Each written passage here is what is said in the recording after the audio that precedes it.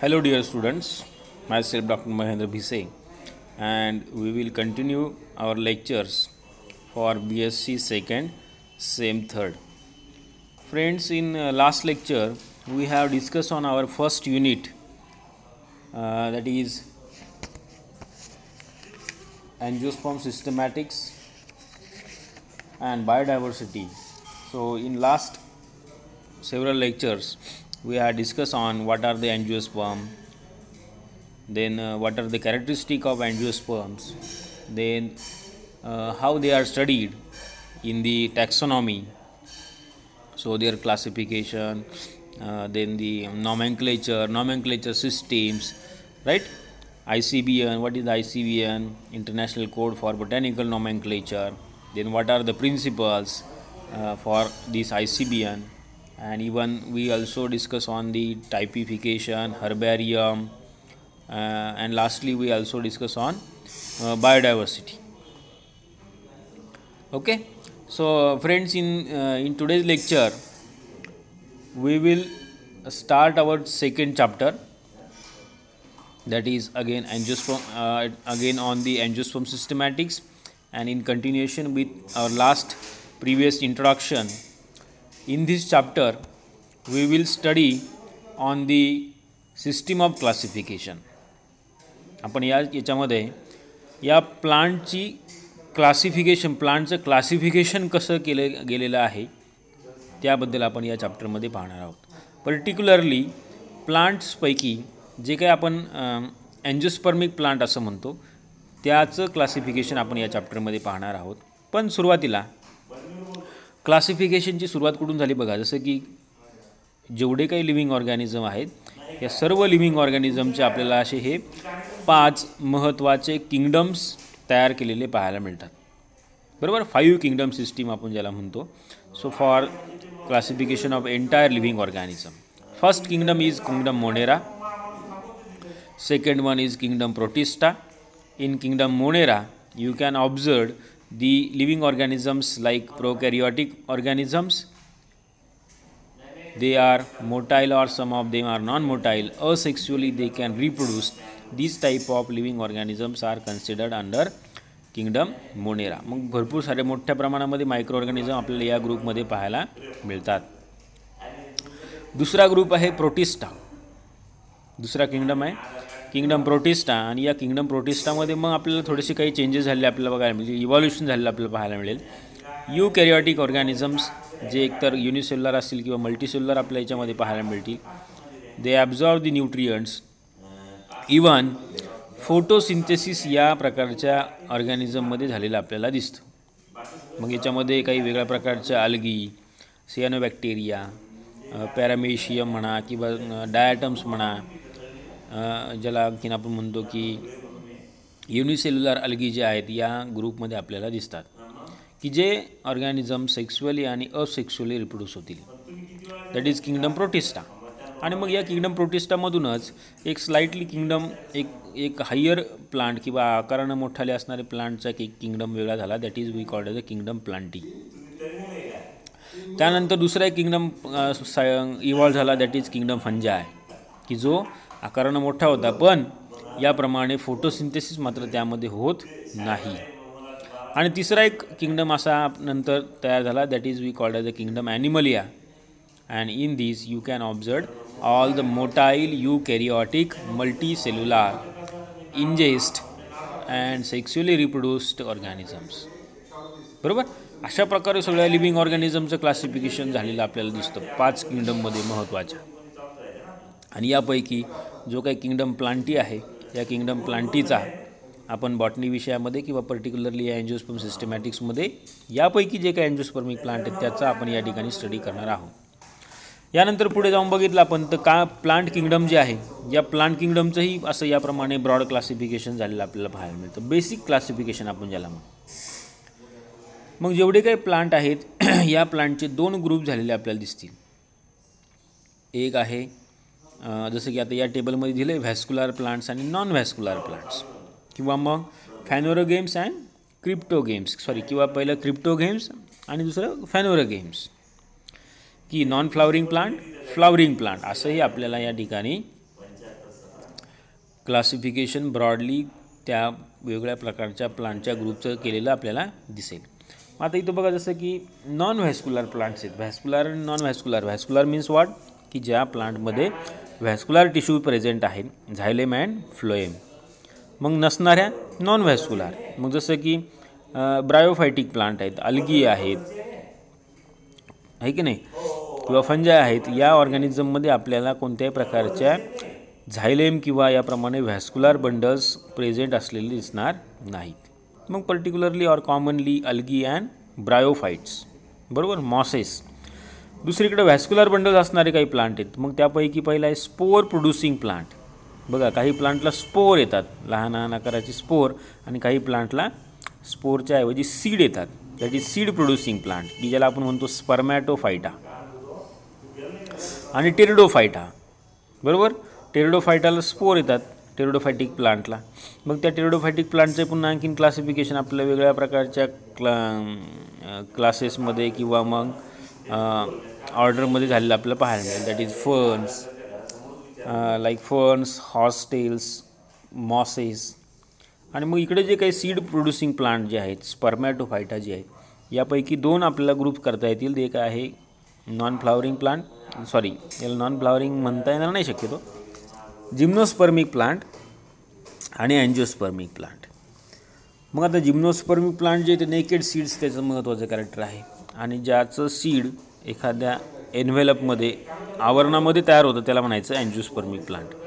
आणि मग या अँजिओस्पर्मिक प्लांटचं आपल्याला या थर्ड सेममध्ये ॲक्च्युअली स्टडी करायचं आहे. मग त्याचं क्लासिफिकेशन आलं किंवा सगळ्या काही गोष्टी आल्या. ब्रॉडली जर काही क्लासिफिकेशन केलं आपण या अँजिओस्पर्मिक प्लांटचं, तर याचं दोन मोठ्या ग्रुपमध्ये क्लासिफिकेशन किंवा सब क्लासेसमध्ये क्लासिफिकेशन करता येईल.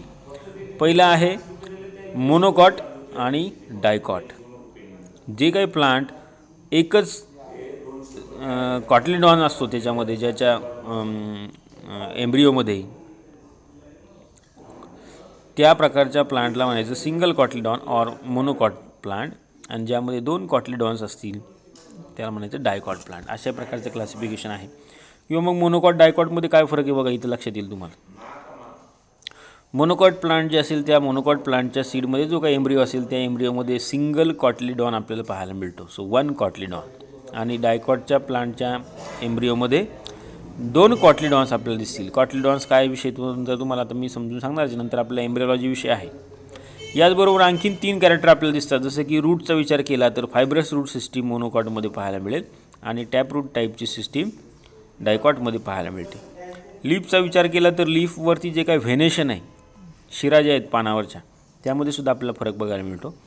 मोनोकॉट प्लांट जेवढे आहेत त्या प्रत्येक प्लांटच्या लीव्जवरती आपल्याला पॅरलल व्हेनेशन पाहायला मिळतं, आणि डायकॉट प्लांटच्या लीव्जवरती रेटिक्युलेट म्हणजे एक प्रकारचं जाळीदार नेटवर्क लाईक व्हेनेशन हा पॅटर्न आपल्याला दिसेल.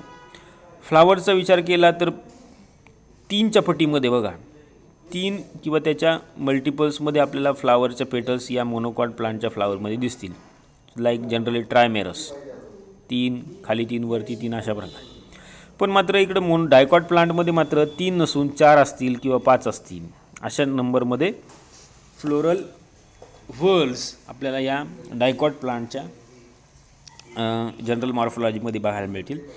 आणखीन एक आहे जसं की स्टेमचा विचार केला तर मोनोकॉट प्लांटमध्ये अनब्रांचड स्टेम आणि डायकॉट प्लांटमध्ये ब्रांचड स्टेम आपल्याला पाहायला मिळतं. मग त्याचं कोणतं एक्झाम्पल घ्या, जसं की मोनोकॉटचं एखादं एक्झाम्पल बघा, jowar, maize, wheat, coconut, even the grasses, bamboo, हे सर्व काही मोनोकॉट प्लांटचे कोणत्याही प्रकारचं गवत बघा, अनब्रांचड स्टेम असते, त्याचं पॅरलल व्हेनेशन आपल्याला त्याच्यामध्ये पाहायला मिळेल. हे सगळं काही मोनोकॉट आहेत. आणि डायकॉट म्हणजे काय, की अशा प्रकारे जसं आपल्या आता शेतामध्ये असणारे कॉमन जेवढे काही क्रॉप्स आहेत, मका किंवा बाजरी, ज्वारी सोडून, मग याच्यामध्ये पीनट आलं, ग्रॅम्स, ग्राउंडनट, सनफ्लावर असेल, वॉटर लिली असेल, किंवा आताचं तूर, मूग, उडीद, सोयाबीन आहे, बरोबर, हे सर्व काही डायकॉट आहे. मग कांदा, लसूण हे काय मोनोकॉट, ॲलोवेरा मोनोकॉट, ठीक आहे. अशा प्रकारे हे आपल्याला जनरल क्लासिफिकेशन करता येईल. मग आता बघा या सेकंड चॅप्टरमध्ये आपल्याला ज्यावेळेला अँजिओस्पर्म सिस्टमॅटिकचा स्टडी करतो आपण, तर त्याच्यामध्ये या सर्व काही अँजिओस्पर्मिक प्लांटचं क्लासिफिकेशन करणं आवश्यक आहे. का बरं? तर जगभरामध्ये जर बघितलं आपण तर 1.25 लाख स्पेसीजपेक्षाही जास्त स्पेसीज या अँजिओस्पर्मिक प्लांटच्या आपल्याला पाहायला मिळतात, बरोबर. आणि मग एवढ्या मोठ्या प्रमाणामध्ये जर काही ह्या स्पेसीज असतील तर त्याचं कन्फ्युजन किंवा त्याचा व्यवस्थित सिस्टमॅटिक स्टडी करता यावा म्हणून त्याचं क्लासिफिकेशन करणं आवश्यक आहे. आणि क्लासिफिकेशन जी आहे ती ही महत्त्वाची टर्म या टॅक्सॉनॉमीमध्ये मांडली जाते. So therefore taxonomy, the theory and practice of classification is one of the oldest field of biological science. सुरुवातीला बघा प्लांटचा जो काही अभ्यास सुरू झाला, बॉटनी विषयाची सुरुवात झाली, तर सुरुवातीला काय लक्षात आलं, अरे एवढ्या मोठ्या प्रमाणामध्ये प्लांट आहेत बाबा, या प्रत्येक प्लांटला नाव असावं, त्या प्रत्येक प्लांटला एक असं काहीतरी वेगळ्या प्रकारचं ग्रुपिंग असावं, आहे की नाही. आता बघा तुमच्यातले बरेच जणांची नावं सारखी असतील, पण ज्यावेळेला तुमचं आडनाव लावलं जाते, तुमची फॅमिली त्या ठिकाणी असेल, त्यावेळेला मात्र तुम्ही बरोबर त्या ठिकाणी लोकेट होता, सेपरेट होता. तुमची एक जगभरामध्ये कुठेही ओळख, तुमचा ॲड्रेस करेक्ट त्या ठिकाणी मानला जाईल, आहे की नाही. त्याप्रमाणे प्रत्येक प्लांटचं सुद्धा या ठिकाणी क्लासिफिकेशन, वर्गीकरण करणं आवश्यक आहे. सो टॅक्सॉनॉमी म्हणजे काय, तर taxonomy means classification following certain rules or principles. बघा टॅक्सॉनॉमीमध्ये वेगळ्या प्रकारचे रूल्स, नियम, प्रिन्सिपल्स वापरून याप्रमाणे क्लासिफिकेशन केलं जातं. So classification is defined as arrangement of object according to some rules. Classification म्हणजे काय, that is the arrangement of object म्हणजे काय, तर तुमचं प्लांट, त्या प्लांटचं अरेंजमेंट अशी केली जाते काही ठराविक प्रकारच्या रूल्सनुसार. रूल्स मग काय, तर आपण असे काही कंपॅरेटिव्ह कॅरेक्टर्स त्या ठिकाणी कन्सिडर करणार आणि त्या कंपॅरेटिव्ह कॅरेक्टर्सवरून आपण काय करणार आहे, त्याचं वर्गीकरण करणार. जसं आता आपण काय केलं, समजा मेल आणि फिमेल असे क्लासिफिकेशन केलं. मग फिमेलपैकी मग तुम्ही एकतर हाईटनुसार म्हणा किंवा मग साईजनुसार म्हणा किंवा काय वेगळ्या प्रकारचे काही कॅरेक्टर्स वापरून त्याचं अजून क्लासिफिकेशन करू शकता, सॉर्टिंग करू शकता. Classification of plants is the arrangement of groups of plant with particular characteristic by rank or positions according to certain criteria and placing them within the taxonomic hierarchy. आता last लेक्चरमध्ये किंवा last टॉपिकमध्ये आपण taxonomic hierarchy किंवा taxonomic रँकबद्दल पाहिले बघा, आहे की नाही. जसं की किंगडम, त्यानंतर मग डिव्हिजन, त्यानंतर मग class, order, family, genus, species, या प्रकारचे हे हिरार्चिकल लेवल्स आपल्याला लास्ट लेक्चरमध्ये सुरुवातीला पाहिलेले आहेत. मग यानुसार त्या प्लांटचं क्लासिफिकेशन केलं जातं. म्हणजे कोणतं एखादं प्लांट स्पेसीज असेल तर त्याची स्पेसीज कोणती, त्याचा जीनस कोणता, मग ती कोणत्या फॅमिलीमध्ये बसेल, त्यानंतर त्याची कोणती ऑर्डर, अशा प्रकारे त्याचं क्लासिफिकेशन केलेलं आपल्याला दिसतं.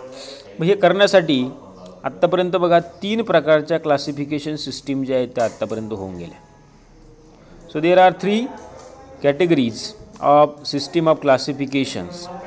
बघा 3 कॅटेगरी होऊन गेल्या आणि त्या 3 महत्त्वाच्या कॅटेगरी ज्या आहेत त्या आज रोजी सुद्धापर्यंत क्लासिफिकेशनसाठी वापरल्या जातात. पहिली आहे artificial system for classification of plant और क्लासिफिकेशन ऑफ एंजियोस्पर्मिक प्लांट. आता आर्टिफिशियल काय आहे, तर generally it was develop by Carolus Linnaeus during 1960. बरोबर. या सिस्टीममध्ये काय केलं त्यांनी, so it is a classification based on one और few observable characters such as habit, colour, form etcetera. म्हणजे अशा प्रकारचे एक किंवा काही थोडेफार आणखीन काही कॅरेक्टर्सचा विचार करून त्याच्यामध्ये काय डिफरन्स आहे. जसं की तुम्ही समजा असं लक्षात घ्या, लाल रंगाची फुलं असणाऱ्या सगळ्या वनस्पती आपण एका ग्रुपमध्ये टाकल्या, पिवळ्या रंगाची फुलं असणाऱ्या सगळ्या वनस्पती एका ग्रुपमध्ये टाकल्या, बरोबर. पण मग आता नंतर पुन्हा त्याच्यामध्ये पुन्हा काही प्रकार येतील, त्याच्यामध्ये काही मोठमोठे वृक्ष असतील, काही झाडं झुडपं असतील, काही प्लांट हर्बेशियस प्लांट असतील, हॅबिट, फॉर्म्स, या वेगळ्या प्रकारचे कॅरेक्टर्स वापरून त्याचं क्लासिफिकेशन, ब्रॉडली क्लासिफिकेशन केलं जातं. That is we called as artificial system for classification. पण याचा ड्रॉबॅक असा आहे की या सिस्टीमनुसार they plants they closely resembling each other they are often placed in widely separated groups. की अशा प्रकारे जसं की अगदी जवळचे प्लांट आहेत, जसं की आता बघा वाटाण्याचं झाड आहे, वाटाणा पी प्लांट. एका प्लांटला जांभळ्या रंगाची फुलं येतात, एका प्लांटला व्हाईट कलरची सुद्धा फुलं येतात. आता दोन्ही आहेत जवळच्या स्पेसीज किंवा एकच स्पेसीज असेल, पण मग मात्र कलरवरनं जर बघितलं तर आपण ह्या दूर दूर वेगळ्या प्रकारे क्लासिफिकेशन याचं झालेलं आपल्याला दिसेल, हे की नाही. वेगळ्या प्रकारचे कलर, एकाच प्लांटला वेगळ्या कलरचे सुद्धा फ्लावर्स आता आज रोजी आपल्याला डेव्हलप झालेले दिसतात. मग अशा वेळेला कसं होईल, अवघड होईल. So therefore लिनायस system is artificial system and it was published by Carolus Linnaeus in during 1760. ही आहे आर्टिफिशियल सिस्टीम. जनरल बाकीचे वरचे कॅरेक्टर्स बघतो बघायचे, मॉर्फोलॉजिकल कॅरेक्टर्स, आणि त्यानुसार मग त्याचं काय केलं आहे, क्लासिफिकेशन. दुसरी महत्त्वाची क्लासिफिकेशन सिस्टीम बघा, that is non as natural classification system. या क्लासिफिकेशन सिस्टीममध्ये which is based on overall similarities. बघा आता त्यांनी अगदी बारकाईनं काय केलं आहे, ओव्हरऑल सिमिलॅरिटीज काय आहेत आणि डिससिमिलॅरिटीज काय आहेत, मोस्ट ग्रॉस मॉर्फोलॉजिकल कॅरेक्टर काय आहेत, जास्तीत जास्त बारकाईनं बघितलं तर मॉर्फोलॉजिकल कॅरेक्टर्स काय. जसं की फॉर एक्झाम्पल एखाद्या प्लांटवरती हेअर्स आहेत, एखाद्या प्लांटवरती नाहीत, किंवा एखाद्या प्लांटची लिपचा आकार असा आहे, दुसऱ्या प्लांटचा लिपचा आकार वेगळा आहे, किंवा त्याचं लिपचं टोक बरोबर, किंवा मग त्याचा लीप व्हेनेशनचा पॅटर्न असेल, फ्लावरची अरेंजमेंट असेल, इन्फ्लोरिसन्स असेल, पेटल्स असतील, नंबर ऑफ पेटल्स आहेत, सगळ्या गोष्टीचा वापर करून ही क्लासिफिकेशन सिस्टीम या ठिकाणी मांडलेली आपल्याला पाहायला मिळते. That is called as natural classification system. So Carolus Darwin's proposed theory of evolution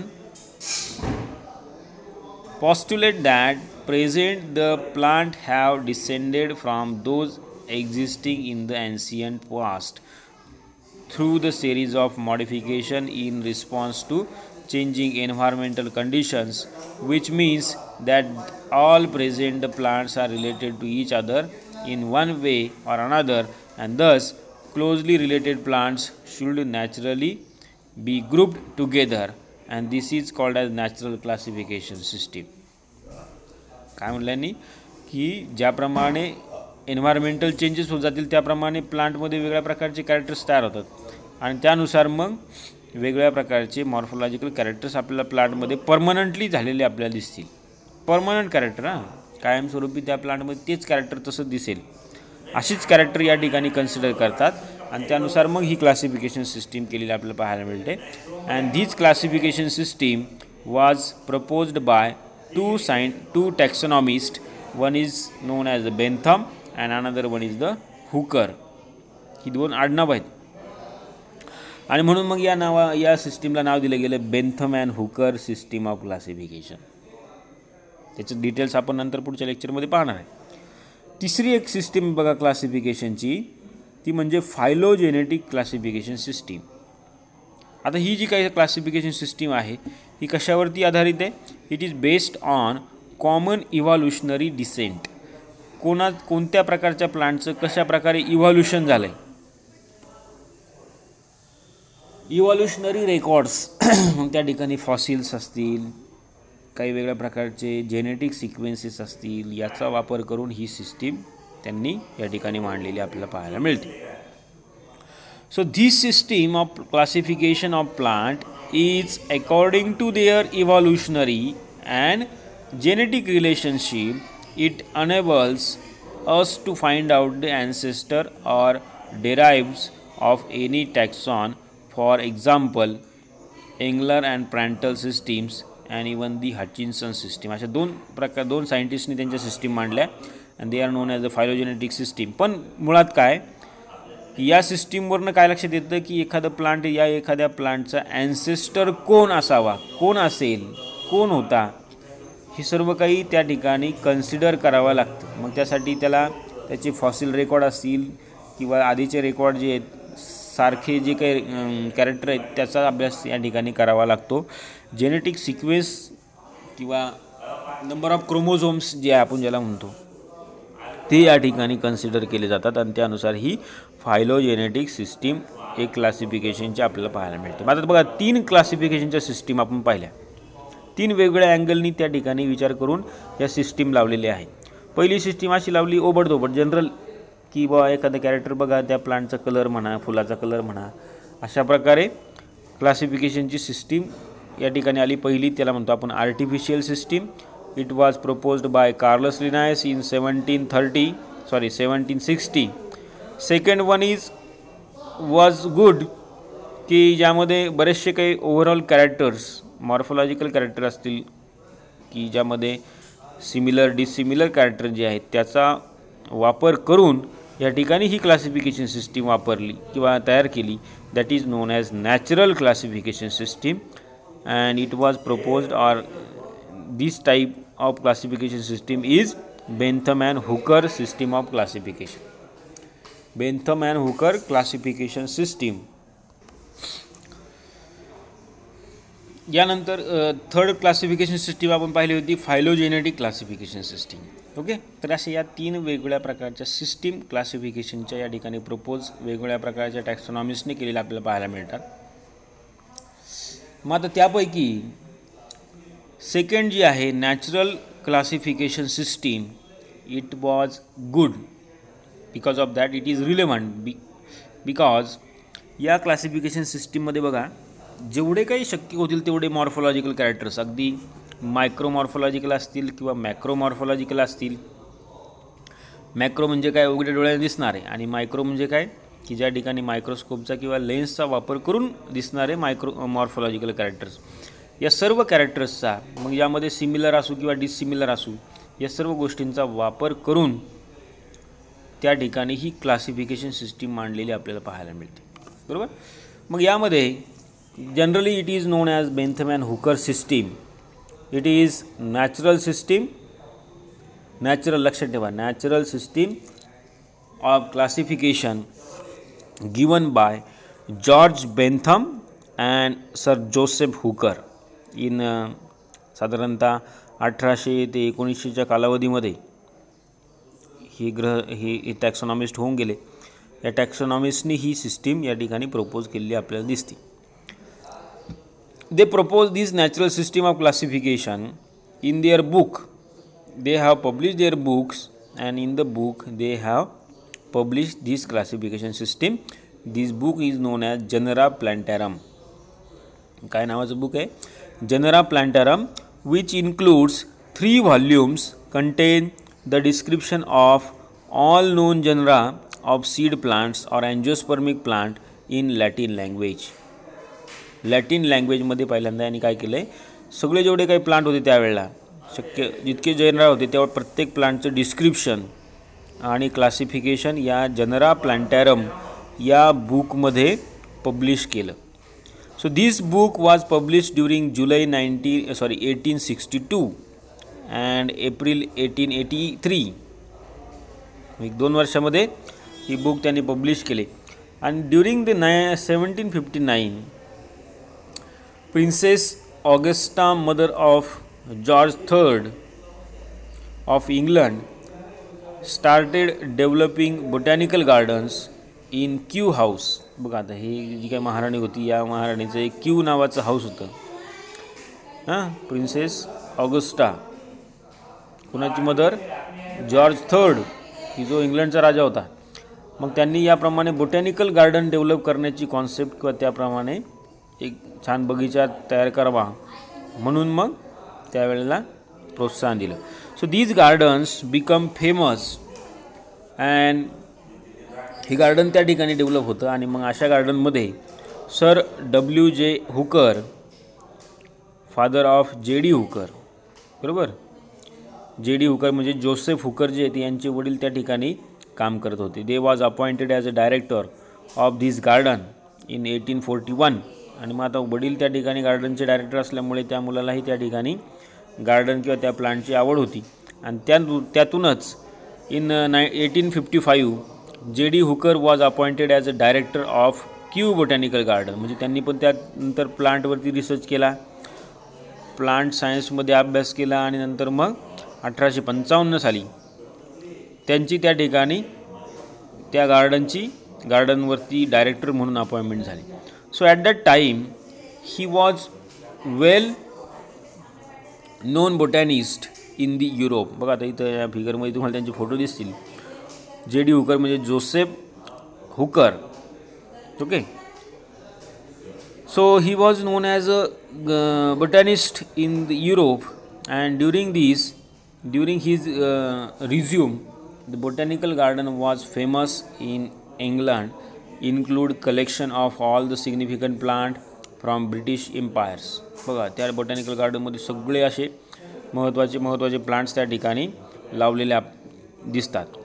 He had traveled most of the part of the world for collection of plant. मग त्या ठिकाणी त्या प्लांटची लागवड करण्यासाठी त्यांनी काय केलं, जगभरामध्ये प्लांटचं कलेक्शन केलं जगभरामध्ये फिरून.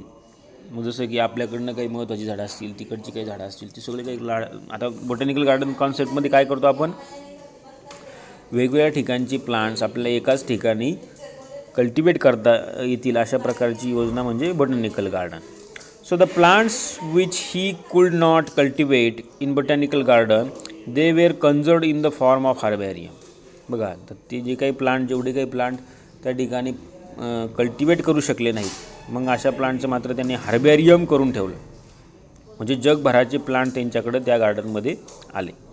And during is travelling J.D. Hooker meet with George Bentham. बघा त्यांच्या प्रवासाच्या दरम्यान या ग्रहस्थाला ते भेटले, जॉर्ज बेंथम जे. And both of them they propose they work together and they propose these natural classification system, and it is known as Bentham and Hooker system of classification. So they togetherly undertook a work of writing Genera Plantarum नावाचं त्यांनी पुस्तक लिहायचं ठरवलं. आणि या पुस्तकामध्ये बुकमध्ये they have published their first volume during 1862 and final volume during 1883. It was published in 3 volumes in Latin language, which includes 90,205 species of plant. बघा त्यावेळेला त्यांनी किती स्पेसीज लावल्या, जवळजवळ 92,205 स्पेसीज या अँजिओस्पर्मिक प्लांटच्या. मग आता याच्यामध्ये थोडेफार असतील त्यावेळेला इतरही बाकीच्या ग्रुपचे प्लांट, यांचं त्या ठिकाणी त्यांनी पब्लिकेशन किंवा त्यांचं त्या ठिकाणी वर्गीकरण करून पब्लिश केल्या.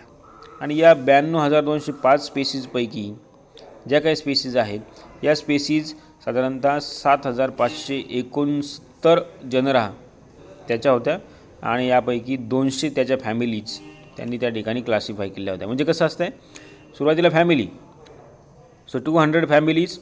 Under these 200 families, 7,569 genera, and of these genera, 92,205 are the species. So it is a natural classification system based on overall resemblance of characters. कशावर आधारित, ओव्हरऑल म्हणजे सगळे काही सर्वसाधारणतः सगळे काही कॅरेक्टर्स त्या ठिकाणी म्हणजे डिसिमिलर कॅरेक्टर्स असतील किंवा सिमिलर कॅरेक्टर असतील त्याचा विचार करून ही क्लासिफिकेशन सिस्टीम तयार केलेली आपल्याला इथे या ठिकाणी पाहायला मिळते. So more importance is given to flowers and fruits.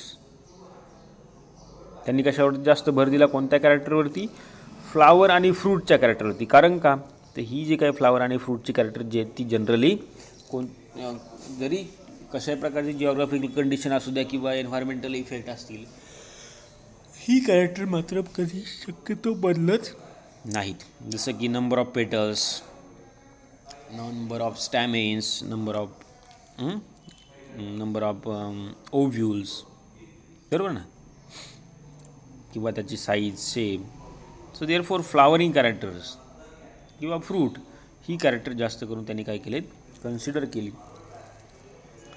बाकीचे मॉर्फॉलॉजिकल बघा, जसं की झाडाची हाईट असेल एखाद्या, किंवा त्याचं खोडाची साईज असेल, पानाची साईज असेल, त्याच्यामुळे थोडंफार व्हेरिएशन आपल्याला पाहायला मिळू शकतं ॲज पर क्लायमॅटिक चेंज. पण फ्लावरमध्ये मात्र चेंजेस झालेले दिसणार नाहीत.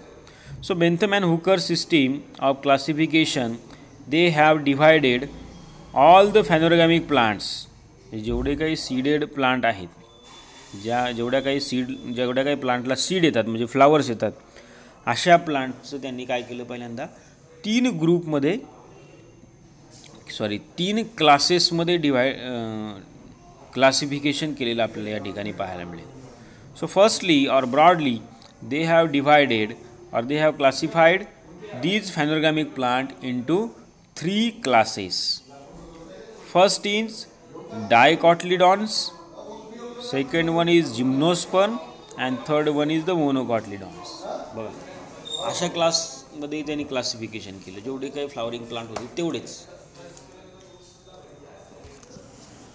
डायकॉट किंवा डायकॉटलिडॉन्स, जिम्नोस्पर्म्स अँड मोनोकॉटलिडॉन्स.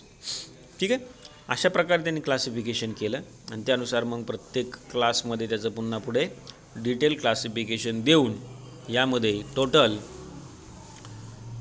200 फॅमिलीज, 7569 जनरा आणि 92,205 स्पेसीजचं वर्गीकरण आपल्याला याच्यामध्ये झालेलं दिसेल. मग याच्यामध्ये बघा, या क्लासिफिकेशनमध्ये काही महत्त्वाचे कॅरेक्टर्स त्यांनी मांडलेले आपल्या या ठिकाणी बघायला मिळतील. जसं की पहिला क्लास आहे क्लास डायकॉटलिडॉन्स. एक वरच्यावर आपण आजच्या लेक्चरला बघू. डायकॉटलिडॉन्स म्हणजे काय, तर त्यांचे महत्त्वाचे कॅरेक्टर असे असतील की जे त्या सर्व काही प्लांटमध्ये ही कॅरेक्टर आपल्याला पाहायला मिळतील. पहिलं आहे presence of 2 cotyledons in the seed. आता सीडमध्ये बघा कॉटलिडॉन्स कुठं असणार आहे, सीडमध्ये बघा प्रत्येक सीडमध्ये एम्ब्रिओ आहे. उघड्या डोळ्याने दिसणार नाही तुम्हाला, तो मायक्रोस्कोप खाली ऑब्झर्व करायला लागतो. पण हा जो काही एम्ब्रिओ आहे, या एम्ब्रिओला जर काही 2 कॉटलिडॉनस लीव्ज असतील तर त्याला म्हटलं जाते डायकॉट. बरोबर, तर डायकॉटलिडॉन्समध्ये ही महत्त्वाचं कॅरेक्टर आहे. त्यानंतर सेकंड कॅरेक्टर आहे the plants they shows tap root system. Plant shows tap root system. त्या प्रत्येक प्लांटला रूटचा जो काही टाईप आहे तो कसा असणार आहे, टॅप रूट सिस्टीमचा असणार आहे. आणि त्यानंतर थर्ड असेल leaves with reticulate venation. Leaves with reticulate venation. And fourth character is tetracyclic. म्हणजे त्या ठिकाणी जे काही फ्लावर आहेत त्या फ्लावरमध्ये एकतर 4 पेटल्स किंवा 5 पेटल्स अशा पटीनं त्या ठिकाणी त्या पेटल्सची किंवा फ्लावरची अरेंजमेंट आपल्याला पाहायला मिळेल. So tetracyclic flowers which are tetramerous or pentamerous. मग यानुसार मग त्या डायकॉटलिडॉनस या ग्रुपचं क्लासचं क्लासिफिकेशन आपल्याला पुढे केलं बघायला मिळतं. So firstly the class dicotyledons is divided into following sub classes. First sub class is polypetalae, second one is gamopetalae, third one is the monochlamydeae. बरोबर. आता जसं कसं पॉलीपेटली म्हणजे काय की ज्या प्लांटच्या फ्लावरमध्ये ज्या काही पेटल्स आहेत त्या एकमेकापासून डिस्टिंक्ट असतील, फ्री असतील, अशा प्रकारच्या फ्लावर असणाऱ्या प्लांटला पॉलीपेटली या सब क्लासमध्ये कन्सिडर केलं. दुसऱ्या बाजूला ज्या प्लांटच्या फ्लावरमधल्या पेटल्स पाकळ्या एकमेकाला जोडलेल्या आहेत, जसं धोत्र्यामध्ये बघा, धोत्रा असेल, त्यानंतर वांगी असतील, टोमॅटो असतील, तर अशा याला पेटल्स त्या कम्प्लिटली फ्यूज्ड आहेत किंवा जोडलेले आहेत, जॉईंटेड आहेत, अशा प्रकारच्या प्लांटला गॅमोपेटॅली या सब क्लासमध्ये कन्सिडर केलं. आणि मग आता असे काही फ्लावरिंग प्लांट आहेत की ज्या फ्लावर्समध्ये पेटल्सच तयार होत नाहीत. बरोबर. अपेटल्स किंवा अपेटली प्लांट्स याला म्हणतात. They are considered as a monochlamydeae. So presence of one or incomplete whorl of perianth or perianth together absent, sepaloid perianth, petals are absent. These conditions or these type of flowers or plants are classified into monoclamidy. आता बघा जसं की for example Dudhani, इफोर्बिया जर काही तुम्ही genus बघितला, त्या दुधानीच्या प्लांटमध्ये जे काही फ्लावर येतात त्याच्यामध्ये कोणत्याही प्रकारच्या पाकळ्या तुम्हाला दिसणार नाहीत. इतर बाकीचे ऑर्गन्स दिसतील पण मात्र पेटल्सच त्या ठिकाणी ॲब्सेंट असतात. आता असे बरेच आणखीन काही प्रकार आहेत, जसं की अपेटॅली ग्रुप आपण ज्याला म्हणू, मोनोक्लेमायडी, अशा प्रकारचे काही प्लांट्स आहेत. ठीक आहे. तर अशा प्रकारे याचं क्लासिफिकेशन केलं आपण. नेक्स्ट लेक्चरमध्ये याचं आणखीन डिटेल्स या प्रकारे कसं क्लासिफिकेशन केलेलं पाहायला मिळेल आपण या पाहणार आहोत. जसं की त्यापैकी आता पहिला सब क्लास आहे polypetalae, which is divided into 3 series. बरोबर. प्रत्येकाचं डिवायडेशन किंवा प्रत्येकाचं क्लासिफिकेशन अमुक ग्रुपमध्ये केले, त्या प्रत्येकाची कॅरेक्टर्स आहेत, ही समोर दिलेली कॅरेक्टर आहेत, या प्रकारची कॅरेक्टर दिसतात म्हणून मग त्याला ते नाव दिलेलं आहे. जसं की आता plants with hypogynous flower, hypogynous flower असेल तर त्या प्रकारच्या प्लांटला म्हणलं आहे thalamiflorae. Plants with hypogynous flower with prominent disc below the ovary or included, these plants are called as the disciflory. And plants with epigynous or perigynous flowers with inferior ovary is included into caliciflory. आता ही सर्व काही character जी आहेत ही बघा, ही Latin word आहेत. Last second सेमिस्टरमध्ये आपण बरेचसे काही याच्याबद्दलची जी काही टर्मिनॉलॉजी आहे, बॉटॅनिकल टर्मिनॉलॉजी आपण ही पाहिलेली आहे. सेकंड सेमिस्टरची पुस्तकं जरा थोडीशी रिवाईज करा, टर्मिनॉलॉजी पहा. म्हणजे फ्लावर, फ्लावरचे टाईप्स, फॉर्म्स, लीफ असेल लीफचे टाईप्स, रूट असेल तर रूटचे टाईप्स, त्यानंतर मग फ्लावरचं स्ट्रक्चर कसं आहे, फ्लावरमध्ये कोणत्या कोणत्या प्रकारचे पार्ट असतात, त्याच्यामध्ये कशा प्रकारचे फॉर्म्स आहेत, अँथरचे फॉर्म कसे आहेत, गायनोशियमचे फॉर्म कसे आहेत, हे जर तुम्ही पाहिले तर तुम्हाला ह्यानंतर इथून पुढच्या ह्या लक्षात ह्या गोष्टी सगळं काही इझिली येतील. कारण की त्या वेगळ्या प्रकारच्या टर्मचा वापर करूनच या ठिकाणी क्लासिफिकेशन केलेलं आपल्याला पाहायला मिळेल. ठीक आहे.